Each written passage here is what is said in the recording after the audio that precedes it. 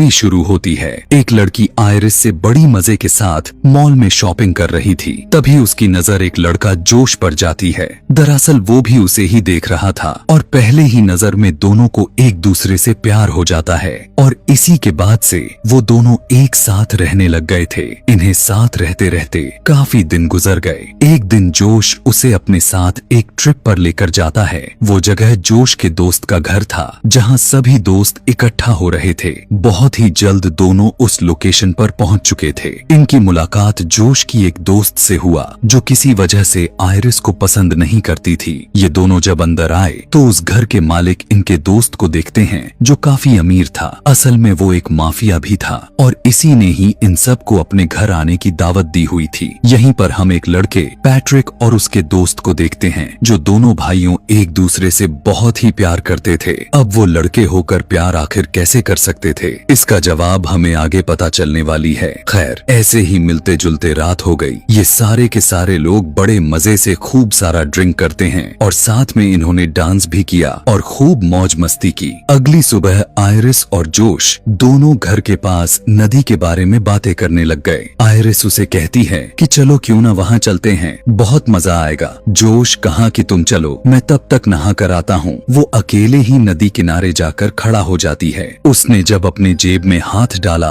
तो उसने देखा कि उसकी जेब से चाकू निकल रहा है। उसे देखकर वो काफी हैरान रह गई। सोचने लग गई कि आखिर ये नाइफ मेरे जेब में कैसे आ गया। तभी यहाँ पर घर का मालिक भी आ जाता है। इसीलिए आयरिस फौरन से चाकू को वापस रख लेती है। वो जैसे ही बहाना बनाकर वहाँ से जाने लग गई तब मकान मालिक कहने लगा कि इधर ही बैठ जाओ, बातें करते हैं। अब वो रुकना तो नहीं चाहती थी लेकिन उसके जिद करने पर रुक गई कि तभी वो बहुत ही अजीब बात कहता है, तुम मेरी पीठ पर लोशन लगा दो। यह सुनकर आयरिस को बुरा तो लगने लग गया था लेकिन वह ऐसा करने लगती है। अब उस मकान मालिक की हरकतें यहीं तक ही सीमित नहीं था बल्कि वो फौरन से आयरिस का हाथ को ही पकड़ लेता है। अजीब तरह से उसे हाथ लगाते हुए उसे अपने बहुत ही करीब कर लेता है। आयरिस को बहुत बुरा लगने लग गया। वो बार बार कह रही थी कि ये तुम क्या कर रहे हो, छोड़ दो मुझे, ये बहुत ही गलत हरकत है। लेकिन वो यह कहने लग गया, कोई बात नहीं मेरी जान, जैसे जैसे मैं कह रहा हूँ तुम भी करो। इस बात से आयरिस को अब बहुत ही ज्यादा गुस्सा आ गया। वो बोतल को उठाकर उसके मुंह पर मार देती है। मकान का मालिक गुस्से में उसे जोरदार थप्पड़ जड़ देता है जिससे वो नीचे गिर गई और इस तरह से इन दोनों के बीच हाथापाई होने लग गई थी। उसने आयरिस के गले को जोर से दबाते हुए दबोचने लग गया। वो बस मरने ही वाली थी।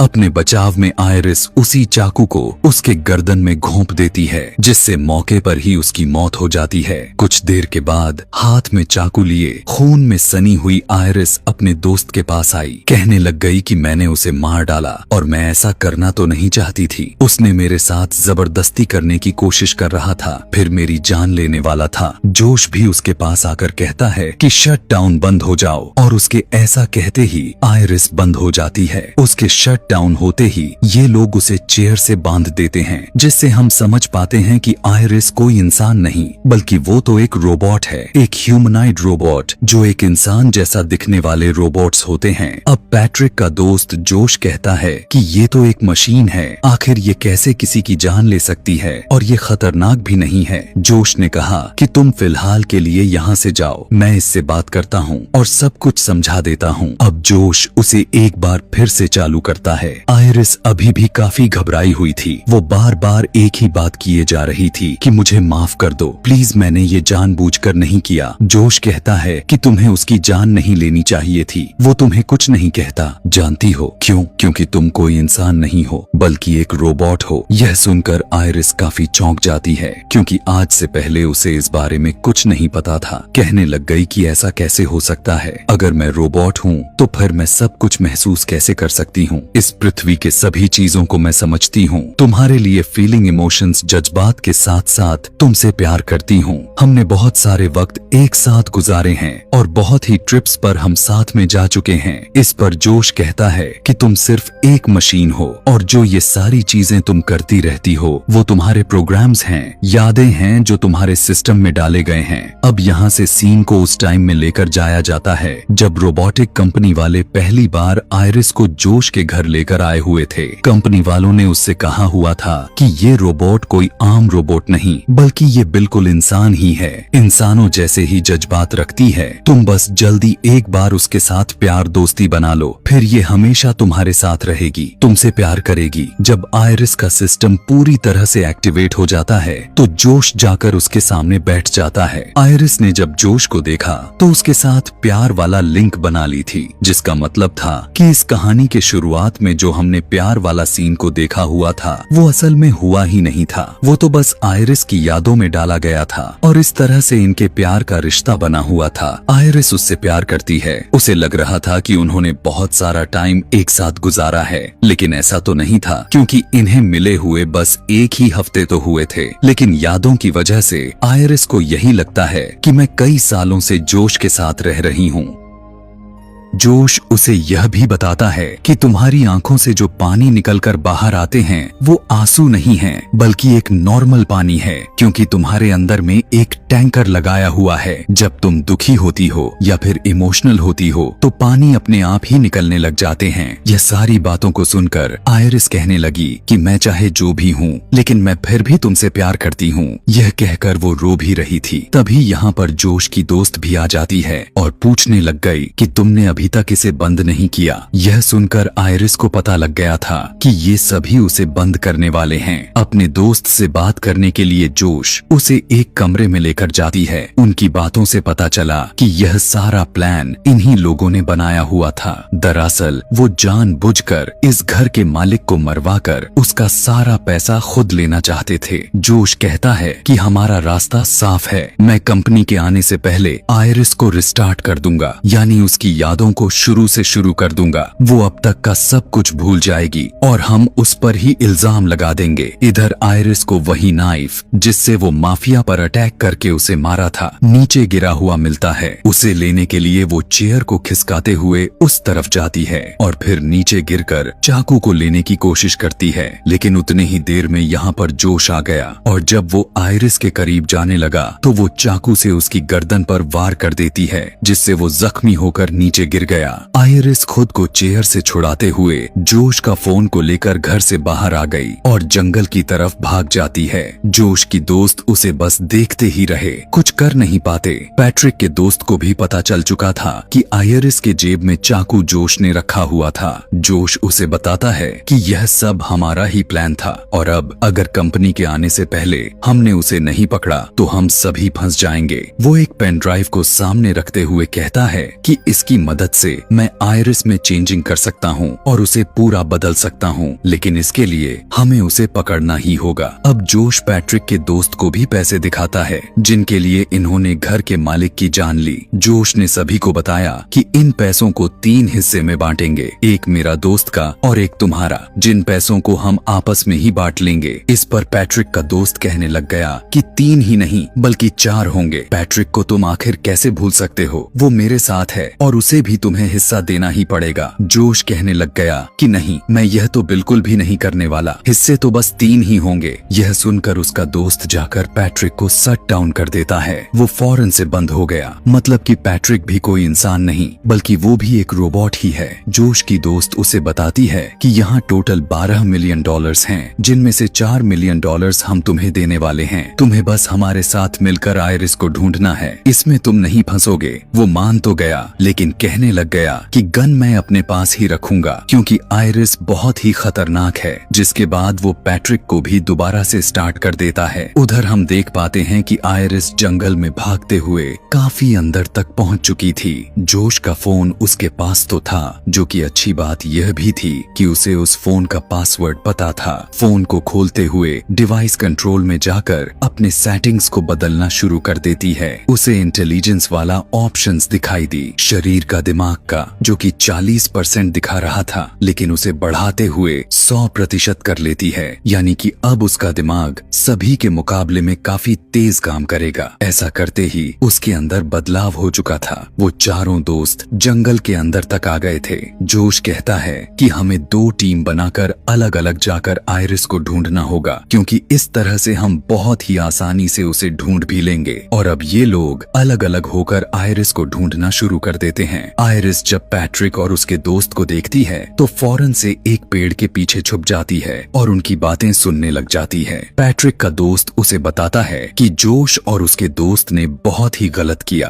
उन्होंने काफी दिन पहले एक घर के मालिक हमारे दोस्त को मारने का प्लान बनाया हुआ था, लेकिन इस बारे में मुझे नहीं बताया। हालांकि जोश कहता है कि वो मुझे दोस्त मानता है, लेकिन यह सब झूठ है। अगर उसने मुझे दोस्त मानता तो वो मुझे इस बारे में जरूर बताता। उसे मरवाने के लिए जोश ने आयरिस को इस्तेमाल किया। जोश ने आयरिस को इसीलिए खरीदा क्योंकि आयरिस के मदद से ही जोश उस माफिया को मरवाना चाहता था, क्योंकि ऐसे ही उसका काम आसान लगा था। और अब जब वो फंस चुका है तो मुझसे मदद मांग रहा है। यह सुनकर पैट्रिक कहने लग गया कि मैं भी तो एक रोबोट हूँ ना, तो तुम भी मेरे साथ क्या ऐसा ही करोगे? दरअसल उस पता चल चुका था कि मैं भी एक रोबोट ही हूँ। उसका दोस्त सुनकर पहले तो वो काफी हैरान हुआ, पूछने लग गया कि तुम्हें यह सब कैसे मालूम हुआ? पैट्रिक कहने लग गया कि यार मैं तुम्हारा दोस्त हूँ और काफी दिनों से तुम्हारे साथ भी रह रहा हूँ, बस पता चल गया। आगे हम यहाँ देख पाते हैं कि पैट्रिक और उसके दोस्त एक दूसरे से मिले हुए थे और कैसे उनमें दोस्ती हुई। दोनों किसी एक फेस्टिवल में मिले हुए थे और इनके बीच रिश्ते की बॉन्डिंग हो गई। तब उसका दोस्त कहता है कि तुम बेफिक्र रहने की कोशिश करो यार, मैं तुम्हारे साथ कुछ गलत नहीं करूंगा, क्योंकि सच में तुम्हारे साथ रहते रहते मुझे तुमसे प्यार हो गया है। तुम बहुत ही अच्छे हो, मैं हमेशा तुम्हारे साथ रहना चाहता हूँ क्योंकि तुम मेरे लिए सब करते हो। अभी इनकी बात चल ही रही थी कि अचानक से आयरिस के हाथ में लिए फोन पर बेल हो जाती है, जिससे इन दोनों को पता चल गया कि आयरिस पेड़ के पीछे है। पैट्रिक का दोस्त गन निकाल लिया था और यह देखकर आयरिस भागने लग गई तो वो शूट करने लग जाता है, लेकिन निशाना ठीक से नहीं लगता। यह देखकर पैट्रिक का दोस्त दूसरे साइड पर जाता है और जब आयरिस भागते हुए आगे बढ़ रही थी तो वो सामने से आकर उसे पकड़ लेता है, जिससे यह दोनों घसीटते हुए नीचे गिर जाते हैं। लेकिन इससे पहले वो गन को लेकर दोबारा से आयरिस पर हमला करता वहीं उसे पकड़ लेती है। अब इन दोनों के बीच हाथापाई होने लग चुकी थी, लेकिन इसी बीच गन ट्रिगर हो जाती है। गोली सीधा पैट्रिक के दोस्त को लग गई और उसकी मौके पर ही मौत हो गई। अब यह सब कुछ ऊपर पेड़ पर खड़ा हुआ पैट्रिक भी देखे जा रहा था। और अब जब जोश के साथ उसकी दोस्त भी यहाँ आए, लेकिन आयरिस एक घर की तरफ भाग जाती है। वो जोश की हाई टेक्नोलॉजी वाली कार में बैठ जाती है और उसे लॉक्ड कर लेती है। तब तक जोश भी यहाँ पर आ चुका था, जो दरवाजा खोलने की कोशिश करने लगा, लेकिन कार चल नहीं रही थी क्योंकि वो आवाज की कमांड देने पर ही स्टार्ट होती थी।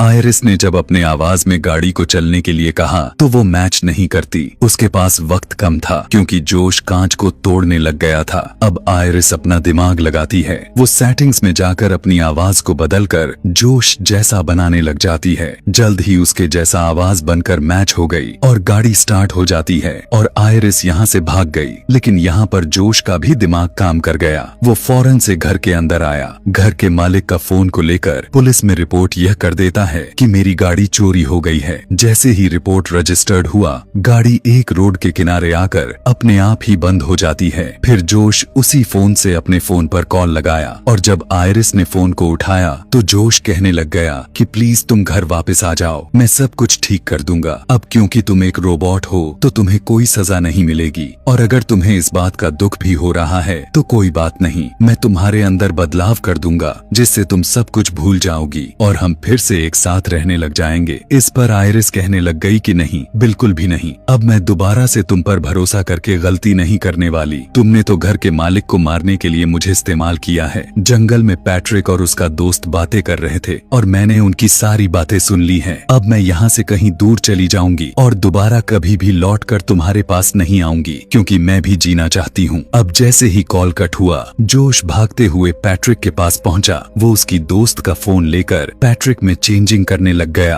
और उसके गुस्से को 100% कर देता है। यह बदलाव करने के बाद वो पैट्रिक को रिस्टार्ट कर देता है और जब वो दोबारा से अपनी आंखें खोलता है तो इस बार उसके सामने जोश मौजूद था। यहाँ पर इन दोनों के बीच प्यार दोस्ती का रिश्ता बन जाता है और पैट्रिक अब जोश से प्यार करने लग गया था। जोश उससे कहने लग गया कि तुम मेरे साथ रहना चाहते हो, लेकिन आयरिस हमें तो अलग करना चाहती है, तुम्हें जाकर उसे रोकना ही होगा। अभी आयरिस जोश के कार की कांच को तोड़ने में लगी हुई ही थी कि तभी उसी टाइम एक पुलिस ऑफिसर आ जाता है। वो यह देख कहकर गाड़ी से उतरकर बाहर आया। तब तक आयरिस भी बाहर आ चुकी थी। अब आयरिस को इस तरह से प्रोग्राम किया गया हुआ था कि वो झूठ नहीं बोलती। और जब ऑफिसर उसे यह पूछने लग गया कि तुम यहाँ पर क्या करने के लिए आई हो, तो वो कहती है कि पास में ही एक घर है, हम सभी दोस्त वहाँ पर एंजॉय कर रहे थे। अब ऑफिसर को पता था कि वो घर किसका है, इसीलिए वो आयरिस से कहने लगा कि तुम मेरे साथ चलो, मैं तुम्हें सुरक्षित तरीके से उसके पास छोड़ आता हूँ। यह सुनकर आयरिस बता देती है कि मैंने उसे जान से मार डाला है और अब मेरे दोस्त मुझे जान से मारने के लिए मेरे पीछे पड़े हुए हैं, इसीलिए मैं दोबारा से उनके पास नहीं जाना चाहती। इतने ही देर में यहाँ पर पैट्रिक आ गया। वो बिना कुछ सोचे समझे उस ऑफिसर पर हमला कर देता है। वो पीट पीट कर काफी बुरी तरह से उसे जान से मार देता है। फिर वो जोश का फोन को लेकर आयरिस को शट डाउन करता है और उसे लेकर वापस आ जाता है। अब जब जोश के इस वाले दोस्त को सारा मामला काफी सीरियस होता हुआ नजर आ रहा था, तो वो सारे पैसों को पैक करने लग गई थी। वो जोश से कहने लग गई कि मैं तो यहाँ से निकल रही हूँ, अब इस मामले को तुम ही निपटाओ। जोश कहने लगा कि तुम मुझे इस तरह अकेले ही छोड़कर नहीं जा सकती, मैंने तुम्हारे ही खातिर घर की मालिक की जान ले ली और अब तुम्हें भी मेरे साथ ही रहना होगा। लेकिन वो तो थी जिद्दी, उसकी एक भी बात नहीं सुनती। वो जब यहाँ से जाने लग गई तब जोश उसे रोकने की कोशिश करता है। जब वो नहीं सुनती तब वो पैट्रिक को उसे रोकने को कहता है।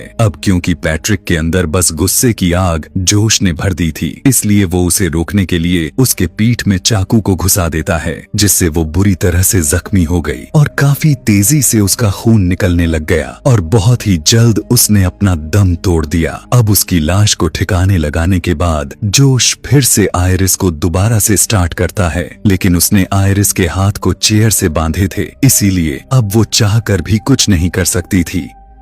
जोश कहता है कि मैं तो तुम्हारे अंदर चेंजिंग करके तुम्हें रिस्टार्ट करना चाहता था ताकि तुम्हारे अंदर के सेव हुई डेटा डिलीट हो जाए, लेकिन अब मुझे लगता है कि तुम्हें खत्म कर देना चाहिए। आयरिस, जिसका दिमाग अब 100% काम कर रहा था, कहने लग गए कि मैं जानती हूँ कि तुम्हें क्या अच्छा लगता है क्या नहीं। वो और भी कई सारी बातें करती हैं जो सिर्फ जोश के दिमाग में चल रही थी, जिससे जोश को अंदाजा हो गया कि उसका दिमाग कितना तेज काम कर रहा है। इसीलिए वो उसकी इंटेलिजेंस को पूरी तरह से जीरो कर देता है, यानी दिमाग का नामो निशान ही मिटा दिया, जिससे अब वो जोश के कंट्रोल में आ गई। जैसे जैसे वो कह रहा था, आयरिस बिल्कुल वैसा वैसा ही किए जा रही थी। वो उसका एक हाथ आगे करके नीचे मोमबत्ती पर रख देता है। ऐसा उसने इसलिए किया ताकि उसे तकलीफ हो और आयरिस अब जलने लग जाती है। अब जोश कंपनी में फोन कर देता है ताकि वो आकर आयरिस को ले जाए। आयरिस का पूरा हाथ ही जल चुका था और अब उसका मशीनरी वाला हाथ दिखाई देने लग गया था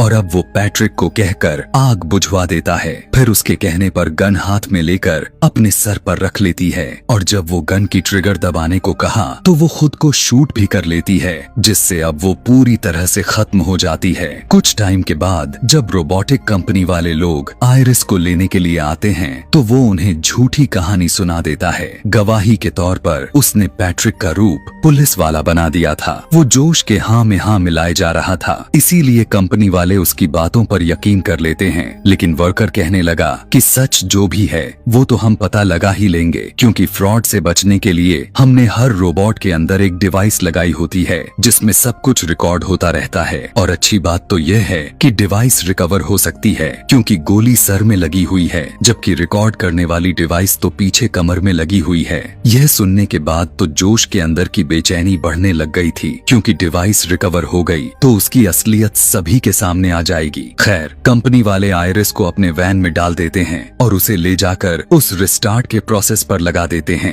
लेकिन इससे पहले कि वो यहाँ से जाते, इनके सामने पैट्रिक आ जाता है और फौरन से ड्राइवर को शूट करके उसकी जान ले लेता है। दूसरा आदमी यह देखकर डर गया और अपनी जान बचाने के लिए जंगल में भाग जाता है। आयरिस का रिस्टार्ट जैसे ही कंप्लीट हुआ तो वो दोबारा से जाग जाती है। जंगल में पैट्रिक भी उस दूसरे वर्कर तक पहुंच गया था, लेकिन उसके गन की गोलियां खत्म हो गई थीं। इसीलिए पैट्रिक उसकी गला दबाकर उसे जान से मारने की कोशिश करने लग जाता है कि उसी टाइम पर यहाँ आयरिस भी आ गई। वो पैट्रिक पर हमला करती तो है, लेकिन उसे कोई फर्क नहीं पड़ता। उल्टा वही आयरिस को थप्पड़ मारकर नीचे गिरा देता है और वो हमला करने के लिए जैसे ही आगे बढ़ा, तब आयरिस कहने लग गई कि जोश ने तुम्हारी यादों को मिटा दिया है। वो तुम्हारा दोस्त नहीं है, बल्कि वो तो सिर्फ तुम्हें इस्तेमाल करते हुए कंट्रोल कर रहा है, जैसे उसने मुझे किया हुआ था। तुम्हारा असली दोस्त जिसे तुम प्यार करते थे वो मारा गया है। तुम याद करने की कोशिश करो कि जोश तुम्हारा प्यार नहीं है। और जब पैट्रिक अपने दिमाग पर जैसे ही जोर लगाया तो उस धीरे धीरे सब कुछ याद आने लग जाता है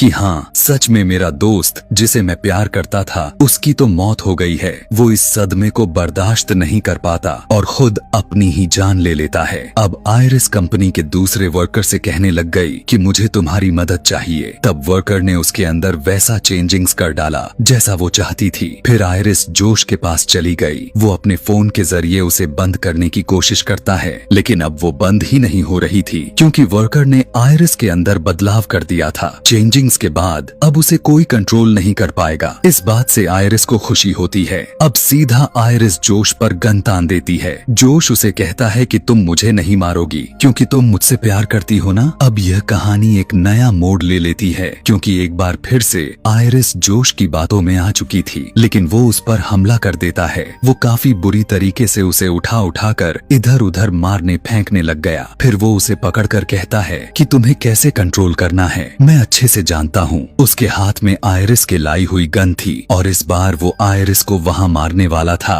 जहाँ पर आयरिस का डेटा सेव होती है। लेकिन इस बात से वो अनजान था कि आयरिस के हाथ में भी हथियार है और वो बिना टाइम वेस्ट किए उसके सर में नाइफ को सीधा घुसा देती है, जिससे मौके पर ही वो मारा जाता है। इसके बाद हम देखते हैं कि आयरिस अपनी जिंदगी में बहुत ही खुश है, काफी अच्छे से अपनी लाइफ को स्पेंड कर रही है, वो भी बिना किसी के कंट्रोल में। अब उस पर हुकूमत देने वाला कोई नहीं था। वो बिल्कुल आजाद थी। वो जो चाहे अपनी मर्जी से कर सकती थी। सारे पैसे और एक आलीशान कार को लेने के बाद कहीं और रहने के लिए चल पड़ती है। उसे उम्मीद थी कि मेरी नई जिंदगी बहुत ही खुशहाल होने वाली है, और यही दिखाते हुए यह कहानी यहाँ पर खत्म हो जाती है। आगे और भी मूवी एक्सप्लेनेशन वीडियोस देखने के लिए कमेंट में नेक्स्ट लिखना ना भूलें। Thanks for watching.